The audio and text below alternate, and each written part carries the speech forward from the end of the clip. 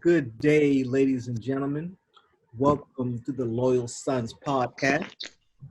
It's your boy George Griffin sipping on a little vino today.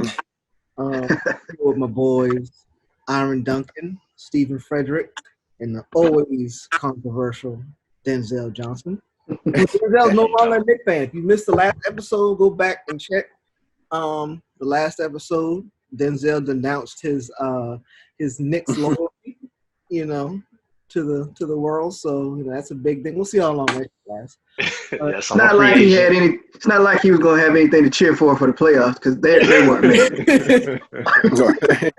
To be honest, no matter anywhere he goes, he's upgrading. So just about. The choice is yours. Right. I'm away my options. I'm gonna chill out. You said no Brooklyn Nets, but I low key, like I said, I rock with KD. I knew it was coming. It's possible. It's possible. It's a possibility. We knew he was gonna try that shit. Yeah, I knew it. Yeah, we knew that. It's a possibility. That's all I'm saying. I haven't chosen yet. And you gonna wait till KD come back and announce it, right? Right. Yeah. I want to see how they do because I'm not a fan of Kyrie. I'm not a fan of Kyrie at all. But whoa, why are you not a fan of Kyrie? Overrated. What? He's Overrated. Overrated. He's always hurt. He's not a leader. He's always hurt. He's not. He's not this. He's not overrated and he's not a leader, but he is always hurt. Yeah, he is always hurt. But when he's healthy, who's better? Possibly Steph. It's been possibly Steph. It's been a long time since I've seen him healthy. I don't know what he's capable of anymore. But possibly Steph. That's a good argument, though. He might have lost his step, man. It's been so long since we actually seen Kyrie in top shape. You know what I'm saying? Yeah. So do we think lose a step? We'll put that on the docket for next week. I'm writing it down right now. Write it down. But do we think KD is going to lose a step? Both of them right next to. You know what? KD's game is not. He's not one of those slashers or anything like that. Yeah. So so I don't think he probably lose a little bit, but he'll probably turn him more into a jump shooter, which he already is. So it's just. But Kyrie wouldn't. He's not somebody that's gonna fly past you. He getting you out the way. Like he dribbling. He getting you out the way. So I don't feel like if he did lose a step, it's gonna hurt him too bad. He finished at the rim. It ain't like he dunking on you. I went on the record. Go ahead, Steve. No, I was gonna say I think he's still even if he has lost a step, he's still gonna need that quickness to drive to the lane because he mostly get to the lane, get to the bucket. So if he lost a step, that's even if he gonna body somebody up and get get body him, it's still gonna be a little tough if he lost a step. I think. I know this is off, but I know especially like when the Knicks was claiming we're gonna get Kyrie and KD. Don't put it in air quotes right now because you believed it. I believed it. I had no choice but to believe there was a possibility of us to get him.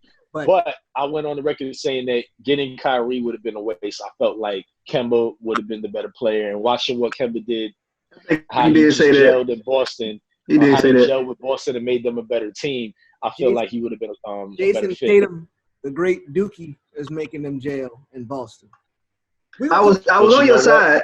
We're gonna talk basketball next week because I think next week we're gonna talk basketball all next week because NBA's coming back and stuff like that. And Jason Tatum is a budding superstar. But I want to say, if anybody called anything, I remember I did tell everybody that even though I didn't approve of it, LeBron James was going to become a Laker. But Coach James is a Laker. And I had to accept that, and now I am part of the Lake Show. I remember Aaron was denying it, telling he ain't coming there. He ain't coming. Yeah, I couldn't believe it. I didn't want it to happen, but I'm happy to be in LA. The weather's nice. I might take a book out of a chapter out of Iron book and just have a different team every 3 or 4 years. That's quite refreshing. I know how you try to throw a dig right there, but I'm going to ignore it. Let's go ahead and hop into the first topic. All right. Aaron, want to jump us off? Yeah, man. With everything that's going on right now, the NFL players are definitely taking a stand. They put together a video which included Mahomes, Odell, Jarvis Landry, a lot of other top NFL players saying that Black Lives Matter, but one group that we haven't heard from, which we heard from Roger Goodell, but one group that we haven't heard from is the NFL owners. So what's our take on the owners being silent at this time? Well, you go ahead, Josh. Okay, I'll kick it off. I hope they're not sitting back thinking that just because I understand Roger Goodell technically works for the owners, that, you know, that was their one speech. Like, nah, you got a 60-man NFL roster now, 60-man NFL roster of men that essentially work for you, that a vast majority of them are African American and Black men, and you need to step up and say something. And the fact that they haven't said something just lets us know what we've already known for years, how the NFL views Black people, how the owners view. It's completely different from the NBA, where the NBA owners are a little bit more free and flexible to be vocal and stuff like that. The NFL, I believe, I don't know, I'm not calling the NFL owners racist at all. That's not what I'm saying. But they are so the shield, and they are so, you know, profit and stuff like that. And they're just looking at their wallets right now. That's the only thing they care about right now is money. And it's sad because, like, even like the coaches really aren't saying anything. You've had a few coaches come out, like the Black coaches, of course, they came out. And Ron Rivera, my coach, you know, he came out. He said something supporting his. Did Sean Payton say something? Sean Payton said something. I don't think he had a choice though, but he did say something. Sean Payton said something, but it's scattered. Not many coaches have stepped up and said something. It's still, you know, maybe like 50% of the coaches hasn't really said. Some coaches have. I think the new coach in Cleveland, he said something. He stepped up. He said something, but the fact that we haven't heard from the owners is low key bothering me a little bit, right? Like, you know, like I understand, like it's 32 of y'all and Goodell, like the person that's, you know, representing the league, but he doesn't own a team. Like, his job is just to manage it and make sure stuff goes right. Y'all got to step up and say something. Y'all can't be afraid. Like, and I feel like they're afraid. Some of them, I think, want to say something, but are so money conscious they're afraid. And then some of them, and I was going to say it, like Jerry Jones, I don't expect Jerry to say anything. I think Jerry has set his ways and how he believes and stuff like that. And I'm pretty sure in Jerry's mind, although I've done tons of things for Black people across this country and stuff like this, because you pay them because you have to, Jerry. They're your employees. You didn't pay their millionaires just out of the niceness of your heart. Like, no, they had a skill which they were great at, which you needed, so you employed them, and those players provided a service for you. And because the NFL mostly have a collective bargaining agreement, and players fought for rights and salaries, and then Jerry King salary cap, you know, Jerry all about the cap, because Jerry's trying to always make money. So yeah, I don't want to hear that. Like, Jerry, like, I can honestly say the Cowboy fan base is probably the most diverse fan base in the NFL. The most diverse fan base in the NFL. Black, white, Hispanic, Asian. And then, like, I go to a Redskins game with my dad a lot in D.C., and trust me, they be like 30-40% of the fans out there. And they be in complete harmony. It's like one of those beautiful things, like where like sports really do bring everybody together. And it's a guaranteed win. But I mean to cut you out. But and it's like, dude, like you like legit have I really feel like the Cowboys the most diverse fan base in sports, not even just NFL, in sports. And for Jerry to not say something, and Jerry's the owner that everybody else is looking at. He's the owner that sets the tone for all the other 30 guys in the room. And for him to sit back and just be chilling and not saying anything, it's not sitting right with me. Yeah, man. Go ahead, Steve. No, well, yeah, I'll go ahead because I think one of the main culprits in the room, Jerry Jones, you know, since he's so vocal on everything else, I think we should save you for last. See how you feel. But, good point, Steve. Jerry will talk about something you want to talk about. Exactly. This is true. This is true. It's not like to that point, with the whole Colin Kaepernick situation, Jerry was very vocal about how he felt what the players should and shouldn't do. And, and that just kind of goes to show where his loyalty is. He if it appeals to, it seems like maybe white America, he's upfront and vocal about it, and he's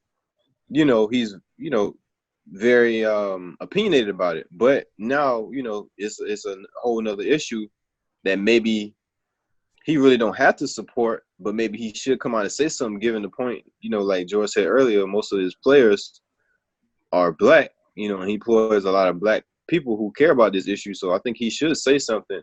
I think maybe a couple of owners have maybe said something. I know I read something earlier about the Ravens owner saying he was going to donate $1 million, which really ain't nothing.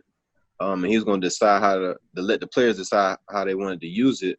So that's, we got to give him a little credit there. But a lot of the big franchises like the Steelers, even the Patriots owner really hasn't come out and said a statement about this. He's Robert Kraft been kind of vocal on other issues, but he hasn't really said anything about this. And I do believe it's hard for me to figure Kraft out, because I went in. I don't know if he's for us, but then he hang with Gucci.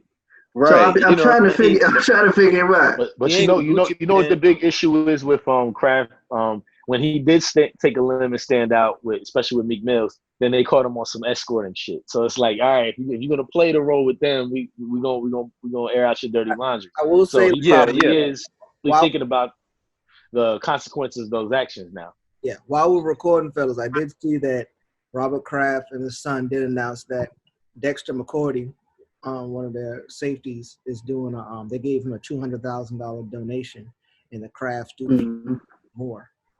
They open up and they open up their wallets a little bit. Like I heard a statement. I mean, that's cool, I guess, but he still could come out and make a statement, saying like what he actually feels. He's saying he gave a little bit of money, but he's not coming out front and saying what he feels. And $250,000, that's really a drop in the bucket for him. So they ain't really, that's not too much. But it's like the big franchises. I think the Steelers owners hadn't said anything. A lot of the big name franchises, they're real silent. So I don't know, man. It feels like the old mentality, like they own everything, and the black players under them don't really matter. They just gonna do what they tell them to do because they got the money. So I mean, I don't know. I feel like these big time owners really need to come out and say something, especially with all their majority of their employees being black. So that's kind of how I feel about it. You go ahead, Giselle. Kind of piggybacking off of what Steve said. If we didn't know before, we should know now. We should really understand what the NFL stands for. Negroes for lease. That's all it is. Let's get these talented black players on our team. As long as they're helping us win, they're staying out of trouble, and they're on their rookie salaries and things like that. We can make some things happen, and we can bring in some good revenue for our team. If we decide to take a stand and actually speak on these matters that are plaguing their neighborhoods, we take the risk of actually losing revenue, losing fans, and when we are on TV, not having the viewers. Because especially when the situation occurred with Colin Kaepernick in 2016, 2017, the numbers were kind of slighted. It was indicating that the ratings went down, but it was more because of the white viewers were kind of protesting what Colin Kaepernick was doing versus what African-American viewers were doing. So they saw those numbers, and that's pretty much what led to them boycotting Kaepernick out the league. So with that being said, let me explain something. Not much is. I don't want to cut you off right quick, but that's bullshit. Okay. What they're not telling you is that streaming numbers in that same time have fucking skyrocketed, and they're making money off of streaming. And streaming numbers don't show up in TV rating numbers. With the TV NFL app. Yeah, with the TV numbers dipped, they made up for it in streaming and even doing better. NFL's making more money than it's ever made the last 4 years. I don't want to hear that, but you can keep going. All right, but I'm happy that the players are actually protesting and taking the stands, and it seems that they're not being silenced under this situation. That is a change, and definitely Roger Goodell putting a statement out there. That's a change as well. You know, it's a small change, but it is something. And what the players and what we have to continue to do is continue to make them uncomfortable. The players have to keep making the owners uncomfortable. Sacrifices might occur, but the more that they do, the more you're putting them in a position where they're gonna have to speak up. The donations and the money, that's all good, but I just do not understand why it is so difficult for the owners and even whoever is opposed against whatever's going on out here just to say Black Lives Matter. And we're tired of seeing all lives matter. I'm tired of seeing blue lives matter. All this nonsense, because that is true. All lives do matter, but you're not putting it out there because you feel as if it's all lives matter. You're putting out there opposed to Black Lives Matter. So you're showing your true colors. I think with the NFL owners being silent, it's mostly I mean, of course they have their own personal biases, but I think it's mostly because they don't want to lose money. Because in their minds, they feel like a certain demographic, if they lose that demographic, they're going to lose a lot of money. So they would rather turn their backs on us, the African American viewers and supporters, to try to save face with the other group. It's tough during these times, man, because I've even had people ask me as a black man, how am I a fan of the Dallas Cowboys? And to me, it's simple. I became a Cowboys fan, and I can't remember not being a Cowboys fan. I'm a fan of the Dallas Cowboys, not Jerry Jones. I understand that Jerry Jones is the owner, but that ain't got shit to do with me. I support the players and the team, and I feel like it would be great for him to. That would be the major change. That would be a stand that I think everybody can respect if he was to step out and say that Black Lives Matter, even though I know that that's not going to happen. I feel like the other owners are kind of, and it's Jerry's fault, but I feel like they're hiding behind Jerry Jones. They know that he's going to take a lot of the heat for this, if not all the heat. And they can just sit back and not say anything because as long as Jerry don't break, we don't have to break. But that's his fault because he's so, like y'all said, he's so opinionated on other things that the other owners are like, well, hell, if he want to talk then, he can talk now. It's on him. So I feel like they're hiding behind Jerry, and I don't think anybody's going to actually step out and speak until he makes that first move. You got other owners like the Rooney family for the Steelers, Daniel Snyder. Those are all well-known owners, but I don't see them voicing anything without Jerry Jones doing it. And for the players, man, like y'all said, they got to continue speaking out, make it uncomfortable. For the NFL players to put Mahomes, Odell, all the other big names, Deshaun Watson, all the other big names in their ad, the NFL had to react. You got the MVP up there, Super Bowl champ, the face of the league. They had no choice but to support it and that's what other players need to do. For the Dallas Cowboys, Zeke, Dak, Tank, everybody need to stand up and say something. Jerry cannot kick all y'all off the squad or we're going to lose every game. So I think individual team players need to do the same thing that the stars of the NFL did and just band together and, like y'all said, make them uncomfortable. And like what you said, I'm sorry, George, real quick, I'm just going to interject. Redskin player, Adrian Peterson indicated that we're going to see a lot of players take a knee this year, and I hope that to be true. Yeah, I hope the players do take the knee this year. I know I try to, like, on my platforms, speak out on it and advocate and say, and I want to say it right here. I want to record it so I can get this and put this out. This is not about the troops, and this is not about disrespecting the flag. Nate Boyd, I found a young man's name, Army Ranger, recommended to Colin Kaepernick that taking a knee is a sign of respect in the military. So, with that being said, we are not going to let this narrative change. We are going to fight to make sure that the narrative that this protest, and this is about ending systemic racism and ending police brutality. And what people need to understand, when we end police brutality, we're ending police brutality for everybody. Yeah. So, and we're not fighting saying no. We need to stop beating up black people. No, that too. That's the first priority.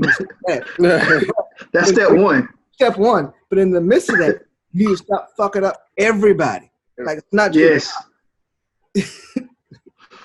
and that's like the main thing I don't understand. Like we're not out here protesting just to say leave us alone and just bother everybody else. No, leave everybody alone. Do your job. Do your job. Find better methods to do the things that you need to do to make sure that everybody that you can actually protect and serve, not kill. Exactly. You want to be treated like everybody else. Ain't no reason, like, you shouldn't be choking anybody out anyway as a police officer, but if somebody's in handcuffs, why are you choking them out? Right. You can no longer say that you are in fear for your life and you're choking somebody out that's in handcuffs. Right. Exactly. That makes no sense. Or shooting somebody that's running away. Yeah. To keep it on, that list can go on, but right. So many things. Yeah, but keep it on sports, keep it on topic and stuff like that. I hope the players do it because this is not about that. This is about keeping this conversation going and forcing people to have the conversation. And it's time and I'm glad that the NFL players finally woke up and realized how much power they actually really have. And I honestly say, if Patrick Mahomes wasn't in this message, I don't think they would have cared. Because we've talked about Patrick Mahomes on previous episodes and stuff like that. I do have a sense that since Patrick Mahomes is light-skinned and he's mixed and stuff like that, white mother and a black father, and they look at that kind of stuff, they probably looked at him as like, okay, he's always around his mom. His mom is like always by his side. They were just like, well, maybe they call it different black. Or he's not like the other different stuff. Like that. His dad was a professional baseball player. He grew up with money. So like he grew up very different from most black people from both in this country. Because his parents were very well off. But the fact that he was in there and he was very vocal, let them know, okay, we don't have him on our side. They know they don't have Lamar Jackson on their side, and that's a totally different. We know. So, we definitely know. Yeah. Whatever you think about Patrick, that's the other way. Right. Yeah. So the fact that the matter is that these players are like switching up the whole narrative is just like so refreshing and so empowering. Because like I'm just really like glad that they finally stepped up and realized they can't get rid of all of us. Yeah. I mean, I like that they finally kept,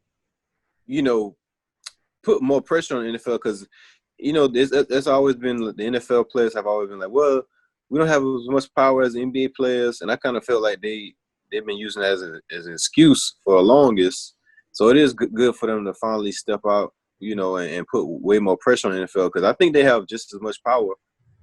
They just won't use it. I mean, because if they all use their power as a collective, they can really shut the NFL down if they wanted to. But they just gotta look at it from that standpoint and not just because the NBA may seem more player friendly, kind of hide behind that. So that's a good point, George. I agree with that. Oh, the days of pressuring the NFL players, because I really feel like they used to like pressure them and like put them in situations, you got to do it this way. I think those days are over. It's a different type of player in the league right now too. A lot of these players, they grew up with social media. They're a lot more vocal. So you can't just tell them to be quiet. They're like, nah, hold on, I got a platform too. Right. So you can't spin in there and make it look like I'm a bad guy. Nah, I'm gonna tell my side of it too, and both sides gonna get their stories told. So it's like the same thing where we say like police brutality didn't just start happening. It's just the fact that we got the technology now to actually record it. Mm-hmm. And even with the technology, you still see what happens, and people still like, oh my God, I can't believe, like, what are they upset about? I mean, I don't understand. Like, it's crazy. Yeah, but like, and that's the thing. Like, we have the technology to put our own voices out there, just like us. We have, the technology and the ability now and the platform to give our opinion and how we feel and express our emotions and our feelings and stuff like that.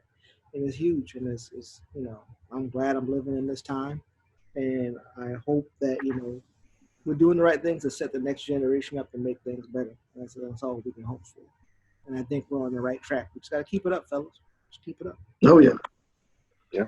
And during times like this, with the NFL talking about racism and injustice and things like that, there's always a name that comes up. Our brother, fraternity brother, might I add, Colin Kaepernick. If he's given the opportunity to come back and play, do you think he should take that opportunity? I think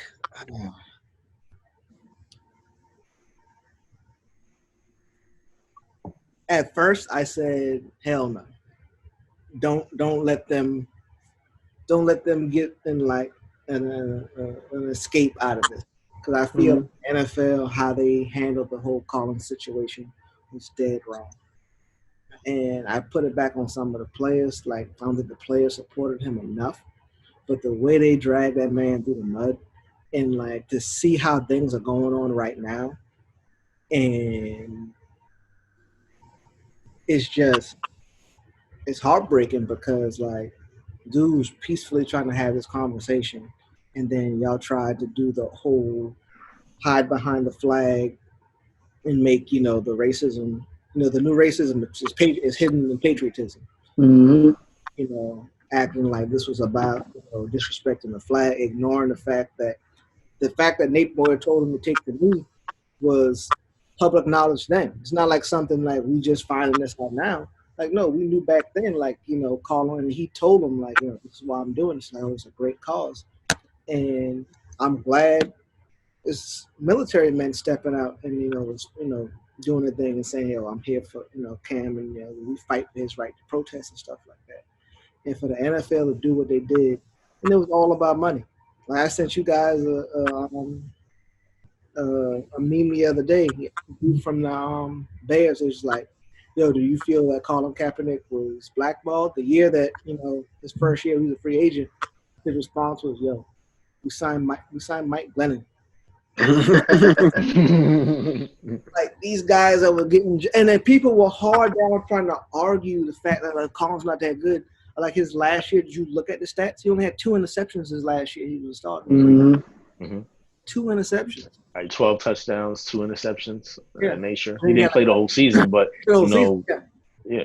He had like another 4 or 5 on the ground and stuff like that, which they act like. I hate the fact that that's another topic another day. We don't talk about the year of the black quarterback that I think NFL's finally woken up and given black quarterbacks the respect that they have. I never understood that it was just disrespectful to have 10 rushing. Oh, he had 10 rushing touchdowns. It's still a touchdown. 6 points. I don't care. Exactly. I don't give a damn how he got it. Exactly. But the NFL just has to do. Now I'm like, yeah, he should play. He should play. I hope he gets on a good team. I hope he busts everybody's ass, just to prove that y'all were wrong. It's like another like stab in the face. So I'm torn. I'm back and forth.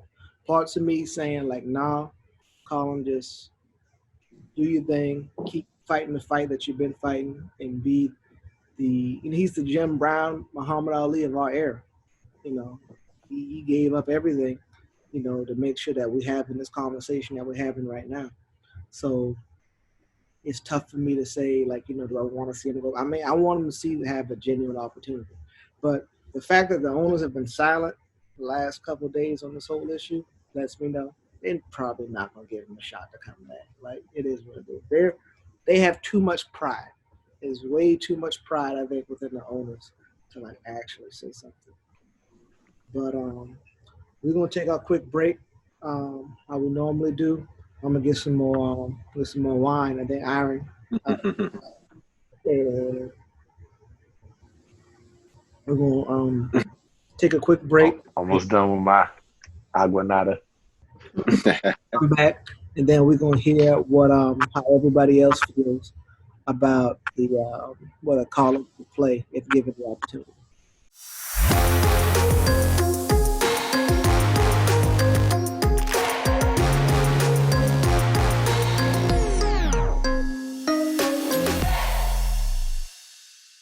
All right, cool. All right, ladies and gentlemen, welcome back after a quick break. Filled up our wine glasses, and we're back in this thing. All right, we're gonna kick it back into the Colin Kaepernick discussion on how we feel about whether our frat brother should, whether he should play if given the opportunity, or should he just keep sitting out and fighting a good fight.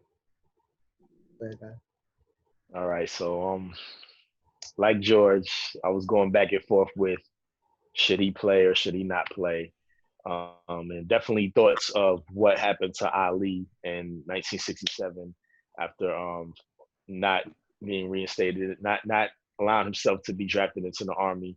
They took his title. It took 3 years for them to reinstate him. We're looking at the same kind of time frame with Colin Kaepernick, as he took the knee in 2016 and he was a free agent in 2017 and was not signed. So we're looking at around the same time. As much as I would like to see Colin Kaepernick come back and have that kind of story that Muhammad Ali had, I feel as if he signs with an NFL team, it gives them the hero story. It gives them the view of, well, we got it right now. And with that being said, I would rather him not come back to the league.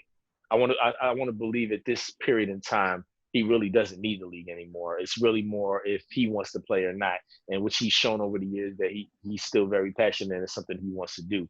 But with everything going on in the world, what he pretty much saw 4 years ago, what he started is now coming to fruition now. It's like, okay, I try to let you guys know. I try to let the NFL know then, and look what they did to me. And maybe if they paid attention and actually spoke on these things then, we wouldn't be having the issues we're continually having today. So with that being said, I would do not want to see the NFL get carried off the field as if they're the heroes of this situation. So with that being said, I feel as if Colin Kaepernick's better off not playing in the NFL again. Yeah. I was kind of on the fence about it, but the more I sat and thought about it, just like, if he does come back, I mean, what's the end game? Like, is he really going to be allowed to be a starter? I don't know if there's really a lot of teams that will really give him a legitimate shot at being a starter after he's been out for 3 going on 4 years. So I just don't know if even if he does come back, he'll just be like a kind of media piece to get any franchise that he signs to some attention. So I don't really know if he should come back just from that standpoint alone. And then he's been out so long. So I don't know if the game has passed him by a little bit. If he still wants to play and he still feels that he has the ability to play, I believe that's his personal choice and he should be, be able to. But I'm kind of agreeing with Denzel. I just don't think that he really needs to. Like, he's not really going to gain anything out of this. At this point, it's just making the NFL look good. Like, okay, well, wow, we gave him a chance, And if he get out there and he don't look good, it's like, well, we did give him a chance. So, this is, this is the NFL. Yeah, y'all should forgive us for what we did initially because we did give him a chance to come back. So I don't want to see him kind of just come back just to say because the NFL, say, okay, you can come back now. I just don't think he gains anything from it. So me personally, I wouldn't like to see him come back and just, kind of lose some of that notoriety of what put him on this, this level and the platform. So I don't really want to see him come back. Like y'all said, I'm kind of on the fence too. I feel like I'm leaning more towards no, just because it's been 3 going on 4 years. That's a long time. I know we compared it to Ali, but with football, it's boxing is a dangerous sport as well. But you have kind of full control over boxing. You train, you work yourself out, you do all those type of things. With football, man, if he's going to come back, it's probably going to be for a bad team. It's going to be a team that's not that good, so he's not going to have that many weapons around him. And then you look at, will white linemen block for him that feel differently than he does? That's something too. So it's kind of like if a team is going to say we're going to bring him in, are they setting him up for success, or are they bringing him in so he can fail? And then they can say, well, see, he wasn't that good in the first place. All this was nothing, which they will then try to use to minimize his movement that he started. I mean, I know the passion is still there. Obviously, the passion is still there. He's still willing to work out for teams. He still looked great in the workout. But it's just been so long. And then when you factor in, it's probably going to be a bad team. Then a lot of the players are probably going to feel differently than he feels. So will they be professional, or will they halfway do it and just make it look like they're trying? So I'm leaning more towards no, just because I don't want the movement to be minimized. But I would love to see the man get a chance to do something he loves to do and that he was born to do. But I'm leaning towards no right now. Like you said, I think the tough part about it, like I said, just back and forth. Like I said, I'm leaning. I want him, like, if he came back and played and had success, it'd be a great story. Mm-hmm. A great point. If he does fail and go back to school, we didn't kick him out because of this. We kicked him out because he couldn't play quarterback. I think the big thing I look at it, Cam Newton's still looking for a job. Yeah. So Cam Newton's still looking for a job, and like nothing against Cap. Cap's not Cam Newton. which makes it. I didn't mean to cut you off. It makes it even worse because if you watch the Carolina Panthers documentary that they had a few seasons ago, Cam's views are completely different from Cap. Well, not completely, but they're different from Cap's views. Mm-hmm. When the Panthers brought in Eric Reid, Cam just wanted Eric Reid to not mess up anything they had going on. He didn't want him to make any fuss because Eric Reid is a big Cap supporter. Mm-hmm. He didn't want Eric Reid to make any fuss, bring any negative attention. So that makes it even more apparent that it's kind of racial that Cam is looking for a job. He's a big black quarterback. He has a big persona. Like, y'all are picking up Nick Foles before y'all pick up Cam Newton. It's extremely racial why Cam Newton doesn't have a job. And then it's hidden races, the hidden digs they give when it comes to why Cam isn't playing. Mm-hmm. He's just they're just like, he's very flamboyant and stuff like that. I'm just like, wow. Talk about the way he dresses. The way he dresses. I'm just like, how he acts on the field. Oh, like scoring touchdowns and giving balls to little kids to make their day or their year. That's a bad thing. Oh, I didn't know that was a horrible thing. Like, oh my God, he runs for a 20-yard scamper and gets a first down, gets laid out, but pops up and has a big smile on his face, and you can see his white teeth through his thing, his perfect teeth, like through his helmet. And he smiles. He's a bad person just because he like to dance in the end zone. If you don't like him in the end zone, don't let him in the end zone. Keep him out the end zone. Right. Keep him out. I get tired of seeing the discount double check, but if you can't stop it, you're going to keep doing it.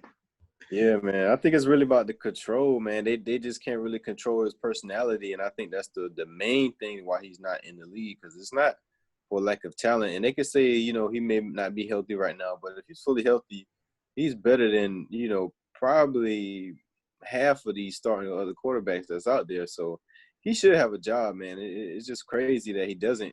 Only, I think, based off personally how they feel about him and what he does, it's not even off the field because he don't really have a lot of drama off the field. It's just the things that he does on the field they don't like. So I don't get it, Cam only got in trouble one time, and that was for stealing, and when he was at Florida. And he paid his dues for that, and that was years ago. Right. iPads or something like that. But the thing about it, he wasn't the only person getting iPads.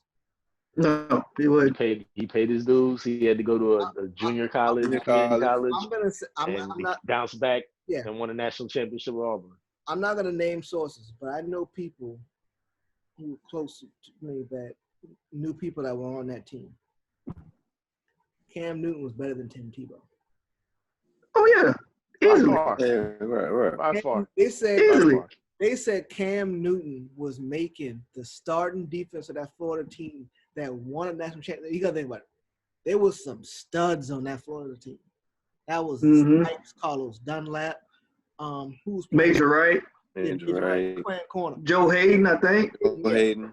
Cam was out there making them look stupid and I practical. was going to be funny, but I'm not going to mention the other player that was on that team. Shit.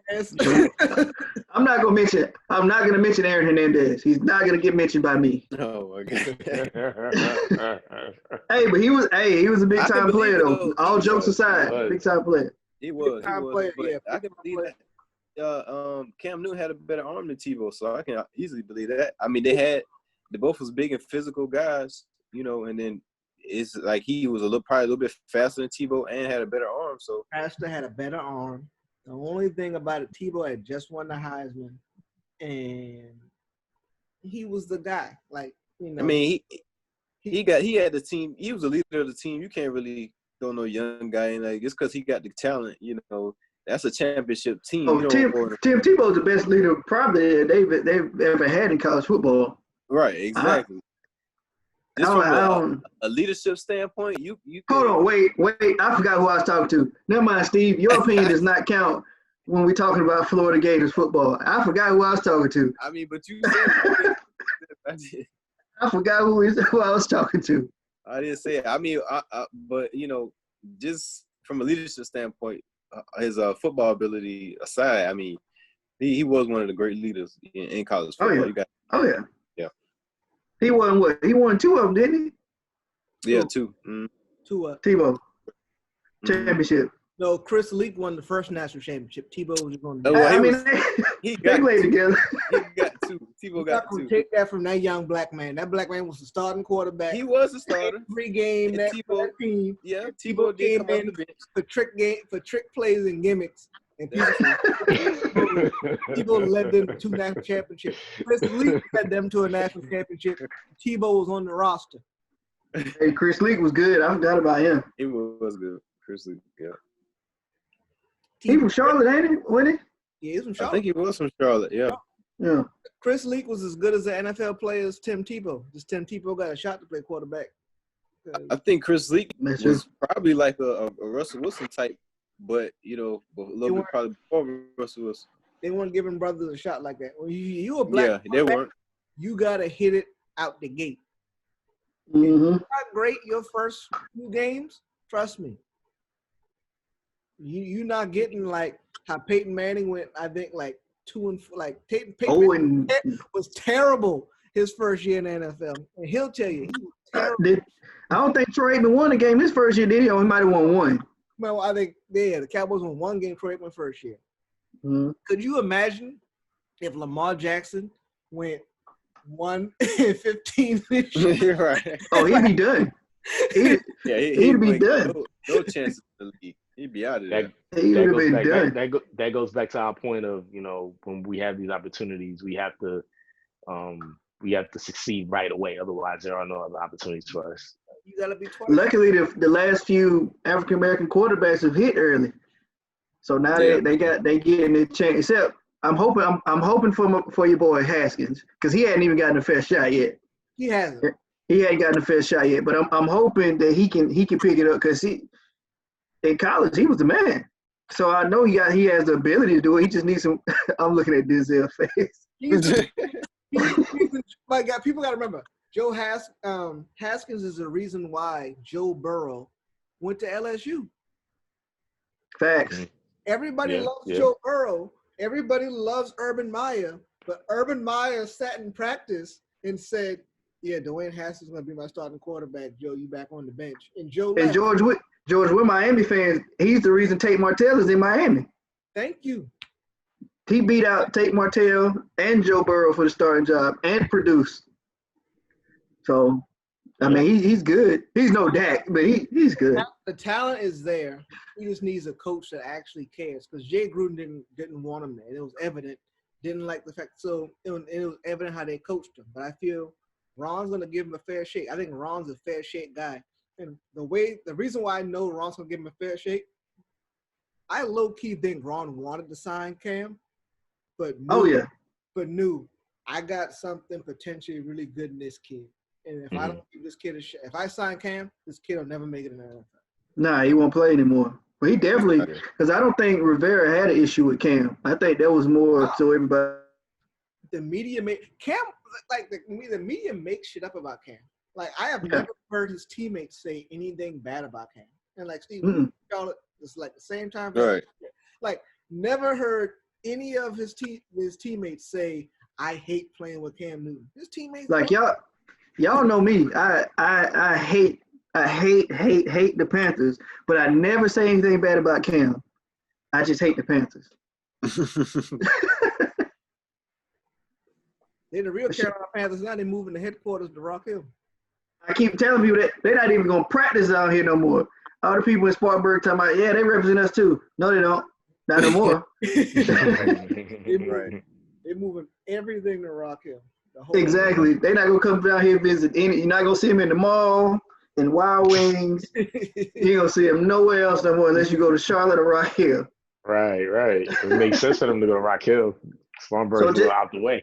Charlotte Panthers. Well, they did that because the last owner was a graduate from Wofford. Yeah. So now that they kicked him out, they said, well, we ain't got to drive down anymore. We can just stay up here. Right. Yeah, no sense for it. Exactly. We can save 45 minutes. We can go right here to Rock Hill. Right. Oh, man. Shoot, man, let's jump into Jordan Brand donated $100 million to fight systemic racism and everything over the next 10 years.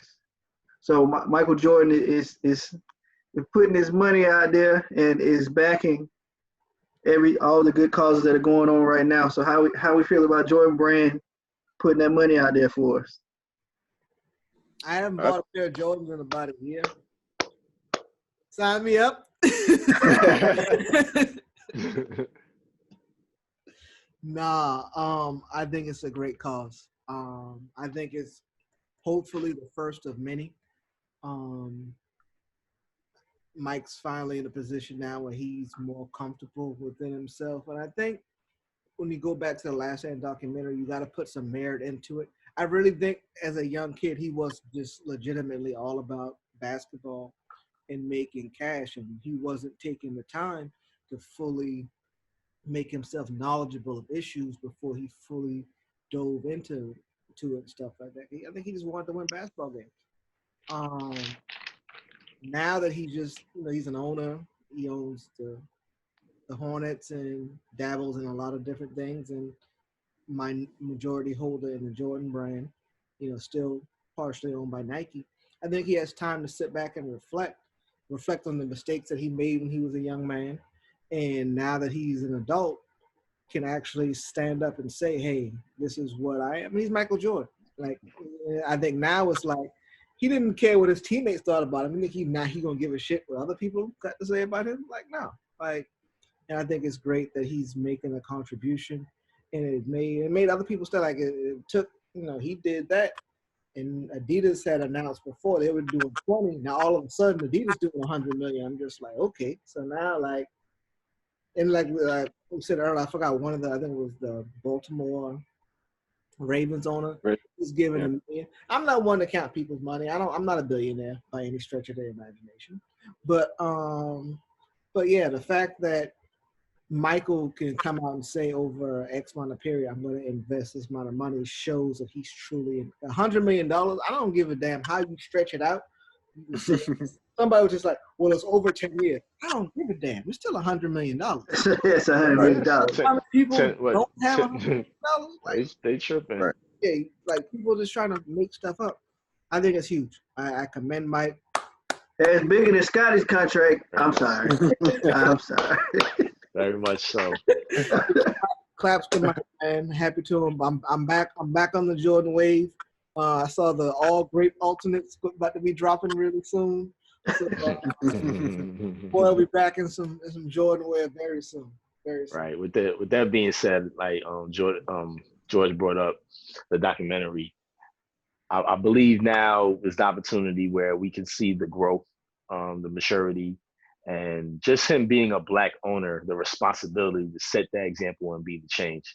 Like you said, as a player, he was all a focus on basketball, and he just really got into the Jordan Brand and, just trying to look out for himself, which was selfish, but at the same time, he wasn't in a position to speak out on these kind of issues going on. And over the years, it's only gotten worse.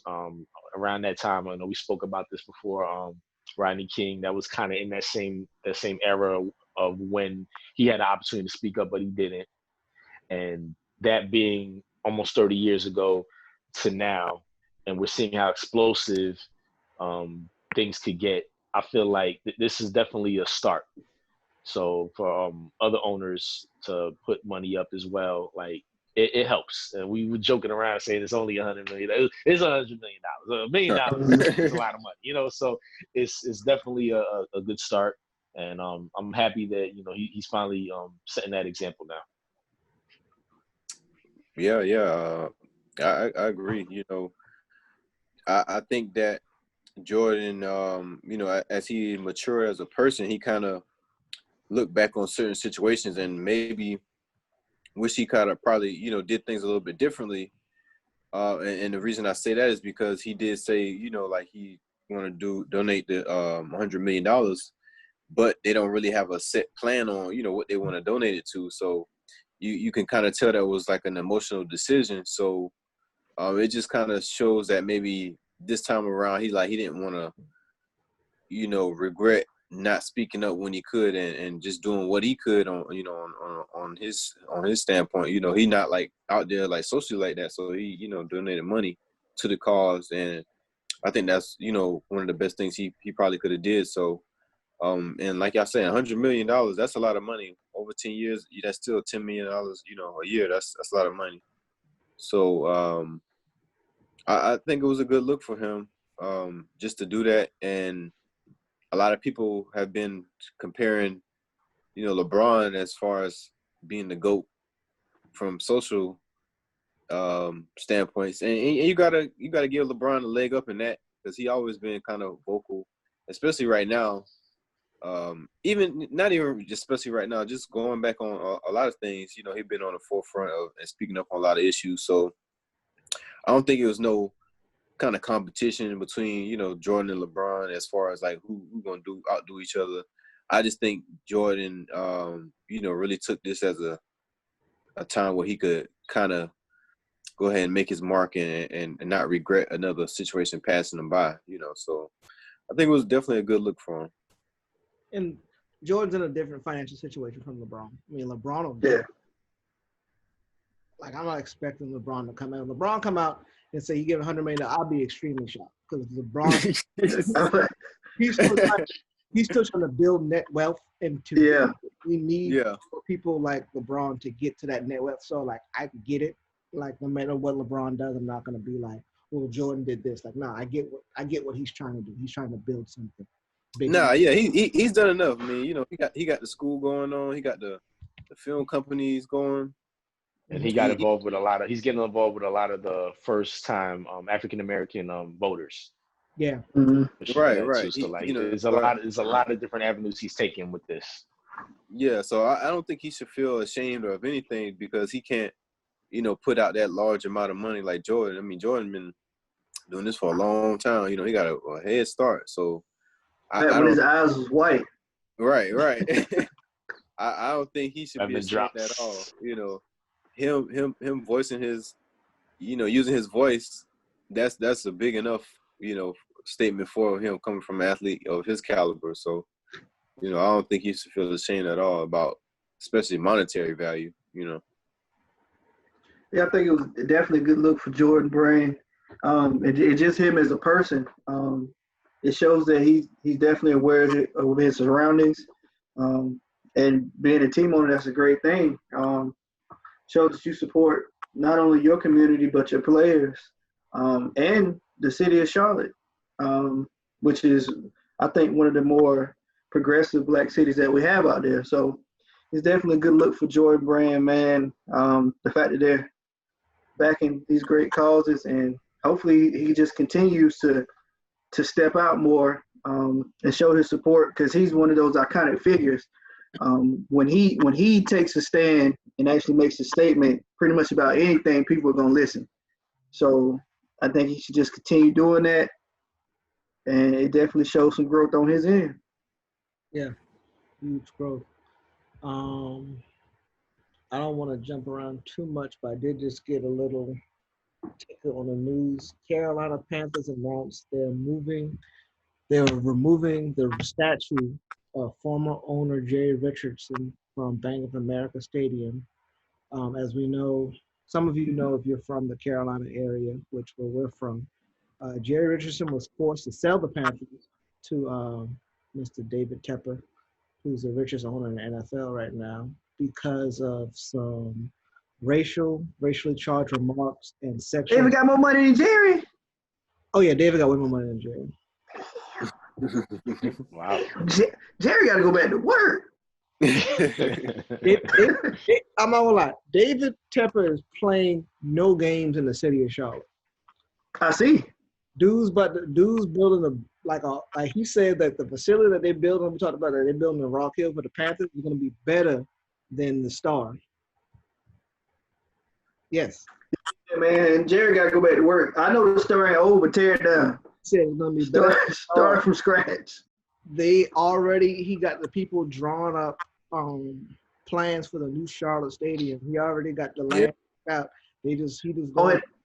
They getting a new stadium too? Yes. The people, yeah, they. But I like the location, even though I hate the Panthers. I like the location of the stadium just because you can see it off the highway. It's not gonna be far from where it is now. You can probably still see it from the highway because it's still like in that same area, vicinity, but it's just probably like maybe not even a mile away from where it is now. Oh, okay. It just bought That's a bunch great though. of Like, yeah. definitely in that Charlotte area. You like where the Hornets are set and the Panthers as well. Although I hate the Hornets arena, I hate what is it, Spectrum. I hate it. It's like it just goes straight up in the air. It's not that bad though. It's really not. I enjoy my visits to it. Have you been to the Phillips Arena, the Hawks? Yeah, it's terrible. It's completely the Hawks is better because it's like on a slant. Like you can see everything no matter how far up you sit. Yeah, I think the Phillips Arena feels like more intimate. Like you can kind of feel like you closer to the action. And they got a barbershop. I guess just because the seats I've had in Charlotte were pretty good, so like I didn't see it from that. Well, excuse me. I was blessed. I'm just saying. I went to Knicks. The hell out of me. The Knicks games. Heard that. Oh yeah, they was giving them away. You probably sat beside the coach. Yeah. Now, if you get good seats in Spectrum, though, they're pretty good because I've had bad seats and good seats there. Just living there for a while. So you get some pretty seats in the lower area. They're pretty good. I was really close to Michael Jordan. We was very close to Michael Jordan. We sat next to what's the dude from Real Housewives of Atlanta, Peter. The dude, the guy. Yeah. We was in the same row as him. So like, that was pretty lit. Did we go to a Knicks game?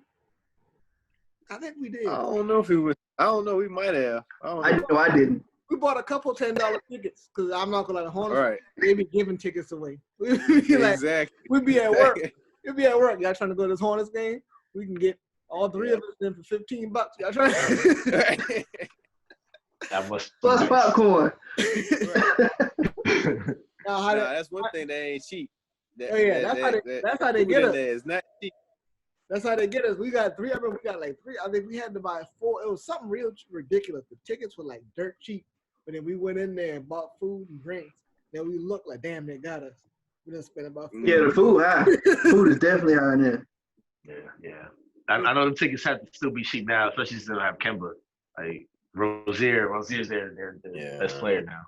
But to get it back, but that's huge for them to announce. I mean, like I said, I'm not gonna say Tepper hasn't made an announcement. Steve, you know better with you being in Charlotte. I don't know if he said anything yet, but for him to come out and say, we're gonna remove the statue. I mean, like I said, Jerry Richardson got kicked out of the NFL for getting caught for being a racist. I mean, so like, if you had a racist and a sexual, I don't know if I'm gonna call him a predator. Yeah. I guess we can call him a predator. Yeah, he had a sexual assault allegation as well. I mean, I don't know if he actually came out and made a statement as far as like supporting the whole Black Lives Matter, but I mean, he did, remove the statue, and I think they actually have already removed it. I think it was even yesterday they removed it. So, it's gone now. So I mean, I guess that's showing some support there for him next. I wonder, do they drop it off at his house? Like, what they do with the statue? I don't know what they did. Be like, hey, bro, you left this. Yeah. Right. I was like, put him beside the mailbox. Right. Tampa ain't playing no game. Tampa about to get him. He said, like, when he built it, they said the Panthers will have the nicest stadium in the NFL. Yeah, I don't believe it when I see it. He did say only because it's the Panthers. He did say he wanted that the new stadium to be like a entertainment hub in the Southeast. So I believe it. He was like, as far as concerts and all that, he wanted that to be one of the best arenas. So I believe he putting some good money into it and good planning behind it. So it should be pretty good. He said it's going to be like a stadium in Europe, like where they play the NFL games in London. The NFL field is going to be one level. It's going to be like grass. But then, like, the grass is going to, like, roll in and roll out like how they do in the Raiders because they got the soccer. He bought the soccer. That's how you know he got money. Dude, just bought an NFL team was like, yeah, I'm bored. I'm going to buy a soccer team. I want soccer too. Mm-hmm. Well, this is my message to Panthers fans. I want you to look me directly in my eyes. No matter how good your stadium looks, the team is still trash. In the NFL, too, the NFL saying that they're going to put $250 million towards systemic racism. Also a good move. Move by the NFL. Much needed move on their part. Mm-hmm. Yes. I believe this is long. We're starting to see some changes here. Starting. But but other than money, we need you to be vocal because these politicians aren't going to change unless they're pressured to. The money is greatly appreciated, but once again, it's not that difficult to say Black Lives Matter. Please, it's really not. It's not. And if the NFL don't do it, like we said, man, if you're a black player on these teams, band together. It's gonna take the top player and also the practice because you can't leave the lower players out there because they will get cut. If the owner feel like they don't need you, they will cut you. But if y'all all band together, they can't cut y'all off. And that's what it's going to take, some solidarity in this time, man, to make them see Black Lives Matter. Yeah. I mean, it's a good thing that they donated money, but like we've been saying, they got to, show action and keep supporting the movement and actually get out there and do some work, not just, saying they're going to throw some money at this and we don't know where the money going to or, a couple of years down the line, we're going to ask what happened to that $250 million that they, donated. So they need to actually get out there and do like they do with the military and do how they support the military and, have all that military gear and how they do the breast cancer awareness and all that stuff. They need to throw that type of energy into this movement as well and really show that they want to make a change. So we'll see. Great point, Steve. All right, well, we're going to jump into coming close to the end of the show. We always give a quote. I have the quote this evening.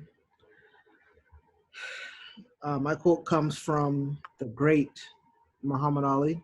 We talked about Muhammad Ali a little bit, and I think, it ties in a little bit what we talked about with everything, with Mike, Cap, and everything. And it's just something that I want, the racists and not the racists, but the people who are still afraid to, like, speak up. A man who views the world the same at 50 as he did when he was 20 has wasted 30 years of his life. So just because you viewed something when you were 20 years old, you've had 30 years of your life to live and view how things are going, to know and to learn. And it's okay to admit that, okay, just because I viewed something at this point, I viewed things this way at this point, I'm older and I'm wiser now, and I view things differently now. Or even like from Monday to if you didn't think before that, it was police brutality, you were just blind. But if you watch that video and woke up and be like, oh my God, yeah, this is a problem. For people like that, I appreciate you. And for anybody else, it's time to wake up. You've been on this planet for a very long time. And it's okay to admit that, you don't want to change. The change for you is going to be, you're not going to have the edge anymore. And that's what we're talking about when it comes to like white privilege and stuff like that. And I get that it's an uncomfortable situation for everybody, but we got to put ourselves in a situation to show that we're wiser and we're willing to effectively do the things that we got to do to make change. Because this isn't our fight. This is our fight, but the change is going to come not from us. Change is going to come from white America. Yeah, we just want to continue being able to live our lives without fear of being killed, without feeling like everybody thinks that we're the bad people. We just want to continue living our lives, like you said. The change is on y'all to just respect us as equals, and that's it. We asking for and equity, and I don't think that's too much to ask for. Yes, sir. My execution might be televised. Let them know. Love it. Let them know. And that's all we're really doing. And end the systemic, this whole law and order, war on drugs and all that kind of stuff. All that stuff gotta go. Like, marijuana quickly went from, a prison sentence to an essential position during the global pandemic real quick. But it's still people in jail for marijuana, which is crazy. Crazy. All right. It's crazy. You can literally profit and make a full business out of it, but it's people still in jail for it. Yeah. And that's what has to end the system. That's all we're just asking for, a fair shot to end the systemic ways of doing certain things and putting everybody in the same even keel playing field. Mm-hmm. And that's all we want as people. That's all we want as a society. I'm not asking to don't hire him because he's white. I'm just asking don't not hire me because I'm black. Mm-hmm. That's what I'm asking. I'm not exactly. If he's more qualified than me, or if he or she is more qualified than me, regardless of race, fine. Mm-hmm. If I'm more qualified, I am one of my determining factors of whether you should hire me or not, or do something that is because of the color of my skin. Mm-hmm. The days of judging people by the color of their skin have to end. Yeah. It's not just a black thing. It's a Hispanic thing too. They go through an Asian thing too. The days just have to end. But glad to sit down. Like I said, it's always great to talk to you fellas every Thursday. Always. Yes, sir. Keep like I said, keep checking on us. Apple Podcasts, Spotify. We'll still put it up on YouTube. But yeah. Leave comments too, man. Let us know what y'all want us to talk about too. Yeah, leave some feedback. Let us know what y'all think, what y'all want to hear. Critique the hell out of them. Tell me I'm doing a great job.